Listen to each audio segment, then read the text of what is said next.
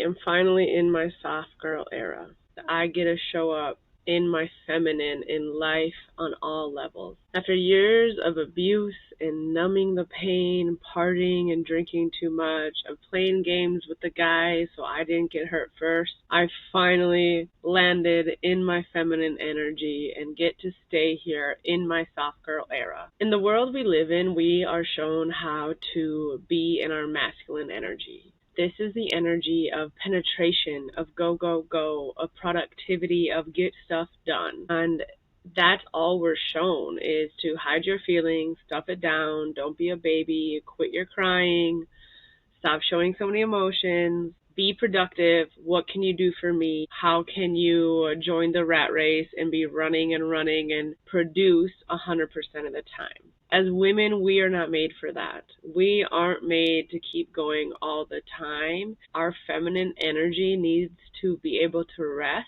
We need to be safe and anchored so we can flow and play and have our fun too. But there has to be a balance. There's no good or bad here. I'm saying that one is better than the other, but we have to be able to feel into and use both. The feminine energy is about resting, receiving, being magnetic, where I can attract things to me instead of always having to go out and do. That's the masculine energy. Being able to know what is what, being able to tune into each energy and use it to your advantage when you can, will help you through life, through relationship, and your business. It is so important that we all take time to nourish our soul, that we get to dance and play and have fun and fill up that feminine energy so that we can be creative and playful and happy and joyous. But we also need to make sure we're not doing that too much. There has to be that balance of, all right, I have to have the discipline, I have to get up, I have to do the things, I do have to go out and take action to create the life that I want to do and have. It's not always easy, and especially when we grow up and what we see in relationship and in the family, what we see modeled to us is what we grow up and then replicate. We go through the same things we watched growing up because that is what feels comfortable, that is what feels safe, and you will repeat that same pattern that you watch. It could be chaos, it could be yelling and fighting, it could be hot, cold, leaving, the abandonment wound, these things that we learn growing up, we're gonna recreate if we don't process them, address them, work through them, and start healing on the inside so that our outer life can reflect how we really feel. I've been on my healing journey for many years. I have been trying, and I know that my last relationship, I watched how I healed and went through every relationship that I watched my mom go through as I grew up. I seen the same patterns, the same way of being treated, the same story. I watched it all play out, and each time I was like, this is my wound. This is how this is showing up. And when you're in a relationship with somebody who also has their wounds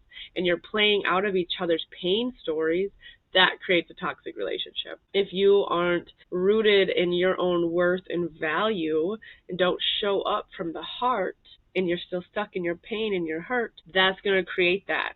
That's going to keep manifesting in unhealthy ways. That's going to keep you at the jobs that you know are sucking your soul or are so bad for you.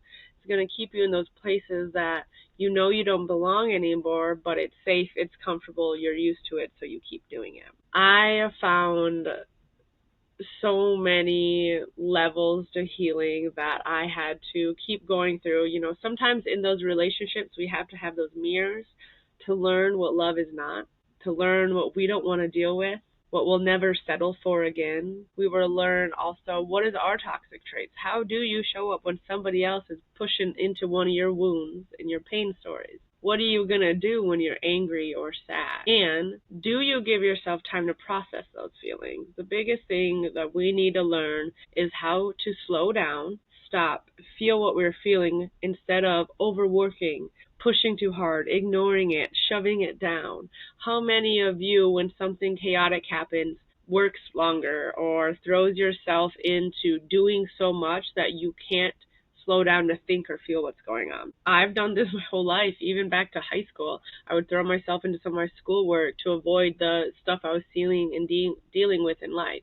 So, what is your coping skill? What are you doing when life gets rough or there's feelings and emotions and chaos? What are you doing when life gets hard? Are you taking some time for yourself? Are you letting yourself feel? Are you processing it? Or are you running and hiding? Are you shoving it away? What do you do? The next thing I want to jump into is, have you addressed your inner child? Have you met her? Have you worked with her? Have you done any therapy, any coaching?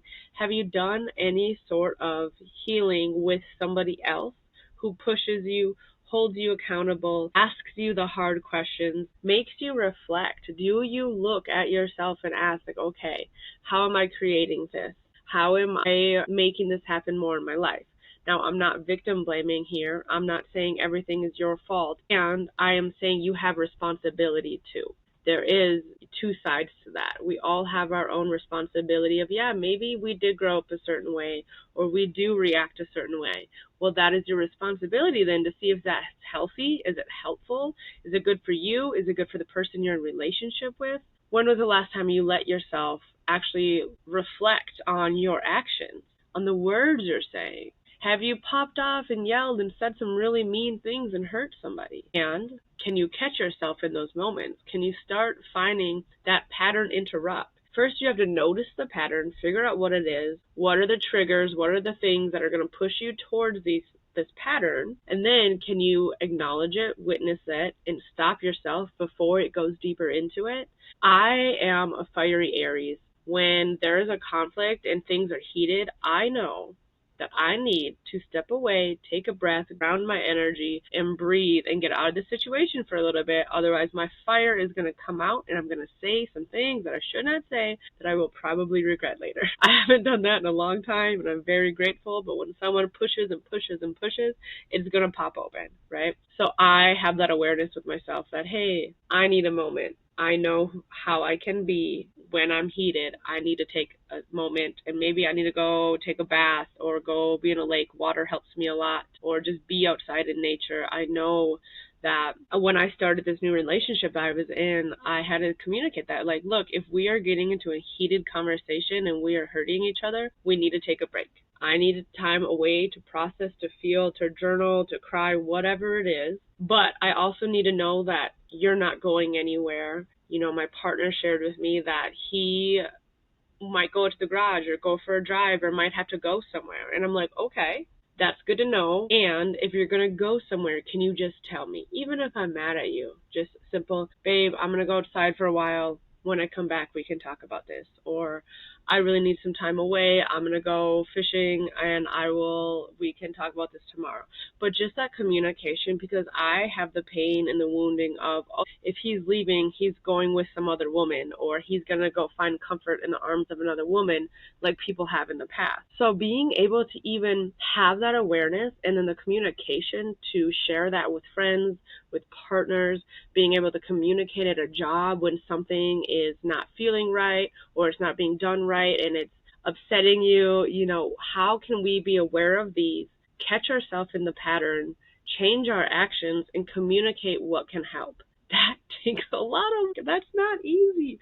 We can't just figure that out by ourselves. It takes time, effort, and your awareness and ability to process and do those. And then with that, you know, we're doing our own healing work, and that's how we get to be in our softness. That's how we get to be in our heart. You can't be in your soft girl era if you have your walls up and guards and shields and knives and you're ready to fight and go to war every moment. Like, I had many years of having to have those boundaries up and wear my shield and have a sword for protection and fight every time I needed to protect myself. Finally, I created and got out of the toxic situation so that I can feel safe enough to set that all down. I quit the bar job I was at for 9-10 years, and I quit that job 3 times. I finally got away. stayed away because I knew it. Money was good, but it was not good for my heart and soul. It was not in alignment with why I'm here and my purpose, my energy, protection, and healing. It did not align, so I had to be done with that. I got into a safe space in a home where I have trees and nature around me, and I have my altars and just sacred space for myself to feel and slow down and breathe. I have created this safe space so that I know who I am, how I am, what I'm going through, and that I have the tools, the space, and the time to be able to get through everything that I need to. So I hope so far you have taken this in of that we have to do the healing work. We have to create this space. We have to get out of the toxic things. We have to get out of the unhealthy relationships. There might be a relationship and somebody you love so much, but you guys are fighting all the time. They're not treating you or showing up in that relationship, and maybe it's you guys are being the worst versions of yourself together. You can try therapy. You can do the things. I have, and I've really learned that we cannot beg someone to love us at the level we need if they aren't capable of it.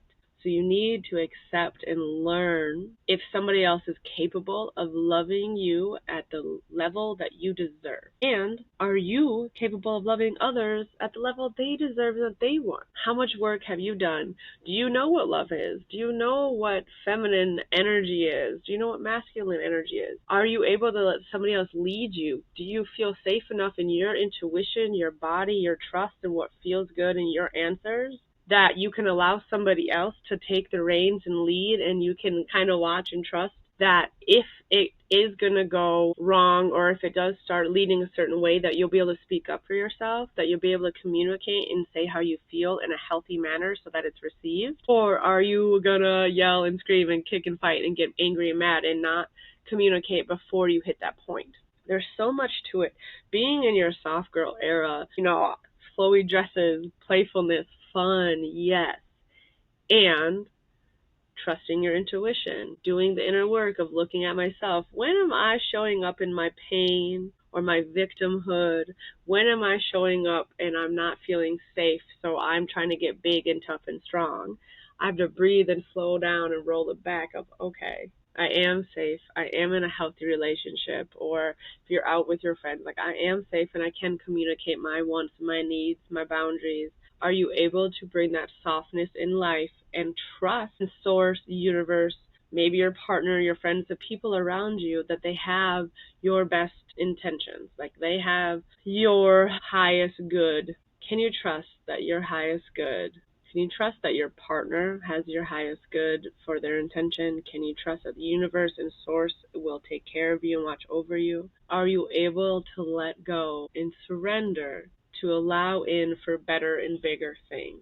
Can you open up and let source and universe show to you the greatness of life when you are soft and able to allow in room for fluidity and movement? We might want something so bad, we're holding on to it so tight that universe isn't able to give us what they really want to show us because we're not looking at those opportunities. We're not opening up to receive the abundance, the joy, the love that is supposed to be coming our way. How does that land in your body? Are you in your soft girl era? Do you want to be?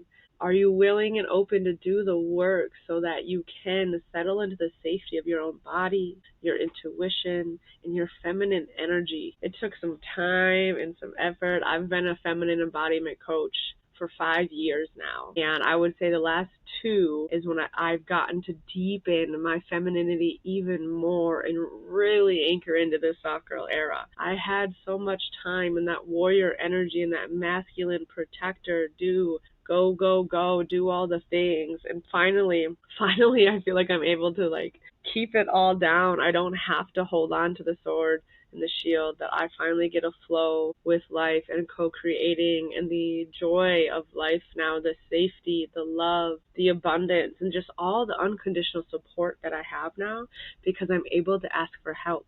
I'm able to appreciate and tell people how grateful I am for how they're supporting me, sharing how I need to be supported, being able to communicate my wants and needs while also asking what somebody else wants and needs so it can be reciprocal. The softness and the femininity can be fun and easy and flow until the shadow part comes out when we get hurt or walked over.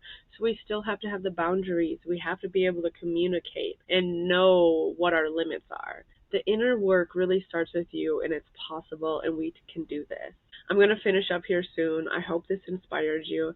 I just want to say that all that I've shared with you, how I've gotten here, what I'm feeling and doing now is because of the breaking the cycles work that I do, the ancestral unraveling, opening up to address your inner child, breaking the cycles that you learned from your childhood, from your family and your caretakers, and shifting into pleasure and receiving in your feminine energy is possible. I'd love to do some one-on-one work with you and drop you into your body, into safety, and help you find your own answers and your steps forward. This is a co-creative coaching container with me that is the juice of my work. It's why I'm here. It's how I'm showing up to provide other women with that safety net to be heard, to be seen, to be felt, so that you know it is possible. You can be in your soft girl era too. You can embrace your feminine energy and learn the difference and go back and forth between the feminine and masculine. Have that balance. We need both sides.